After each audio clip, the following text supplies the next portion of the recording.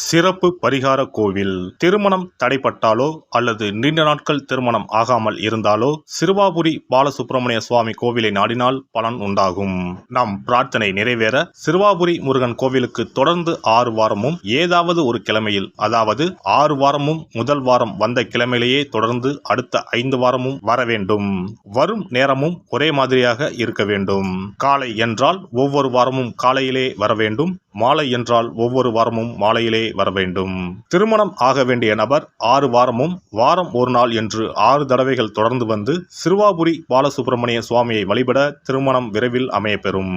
திருமணம் ஆக வேண்டி ஆண்டவனிடம் பிரார்த்திக்க வருபவர்கள் வள்ளி மணவாள பெருமானுக்கு அர்ச்சனை செய்து வர வேண்டும். 6வது வாரம் 6 அர்ச்சனைக்குரிய பொருட்களுடன் வந்து மரகத விநாயகர், மூலவர், வள்ளி மணவாள பெருமான், அண்ணாமலையார், உண்ணாமுலையம்மை, ஆதிமூலவர் ஆகிய தெய்வங்களுக்கு அர்ச்சனை செய்ய வேண்டும்.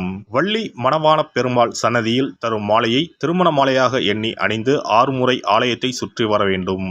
பின்னர் மாலையை வீட்டிற்கு எடுத்துச் சென்று திருமணம் நடைபெறும் வரை பாதுகாத்து வணங்கி வர வேண்டும். திருமணம் முடிந்ததும் தம்பதி இத்தலம் வந்து 6 தெய்வ சந்நிதிகளுக்கும் அர்ச்சனை செய்து பழைய மாலையை கோவிலில் உள்ள மரத்தில் கட்ட வேண்டும். திருமணம் தவிர மற்ற வேண்டுதல்களான வீடு, பிள்ளைப்பேறு, செல்வம், நோய் நிவர்த்தி ஆகியவை பெற வருபவர்கள் மேற்படி முறைப்படி 6 வாரமும் மூலவர் சன்னதியில் அர்ச்சனை செய்து வர வேண்டும்.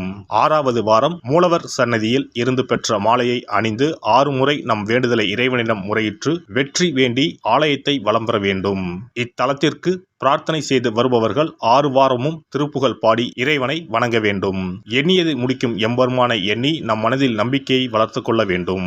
முதல் 5 வாரங்களுக்கு ஒவ்வொரு முறை வரும்போதும் 2 தேங்காய், 2 வாழைப்பழம், வெற்றிலைப்பாக்கு, பூமாலை 1 மற்றும் 2 எலுமிச்சப்பழம் கொண்டு வந்து வணங்க வேண்டும். 6வது வாரம் ஆண்டவனை வழிபட்டு அர்ச்சனை அல்லது அபிஷேகம் செய்ய வேண்டும். ஒவ்வொரு வாரமும் வந்து போகும்போது நம்மிடம் கொடுக்கப்பட்ட ஒரு எலுமிச்சம் பழத்தை வீட்டிலே வைத்து பூ வைத்து பூஜித்து வர வேண்டும். முதல் வார எலுமிச்சம் பழத்தை 2வது வார எலுமிச்சம் பழம் வந்தவுடன் எடுத்து கடல், கிணறு ஏதாவது ஓர் அசுத்தம் இல்லாத இடத்தில் சேர்த்துவிட்டு தற்சமயம் பெற்று வந்த பழத்தை மீண்டும் பூஜிக்க வேண்டும்.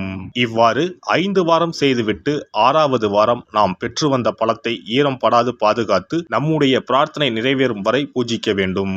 இந்த பிரார்த்தனை பூஜை காலங்களில் நாம் அண்டர்பதி திருப்புகளை ஓதி வணங்க வேண்டும். நம் பிரார்த்தனை நிறைவேறியதும் சிறுவாபுரி வந்து 6 அர்ச்சனைக்கு உரிய பொருட்கள் வைத்து பால சுப்பிரமணிய சுவாமியை வணங்க வேண்டும். இங்கு உள்ள 2 முருகப்பெருமான் சன்னதிகளில் ஆதி மூலவரிடம் நம்முடைய குறைகளையும் தடைகளையும் நீக்க கோரி வணங்கி வர இன்ப வாழ்வு உண்டாகும். இத்தலத்தில் பிரார்த்தனை செய்து வருவோர்கள் முதல் வாரத்திலோ அல்லது தொடர்ந்து வரும் வாரங்களிலோ பலன் பெறுவது உண்டு.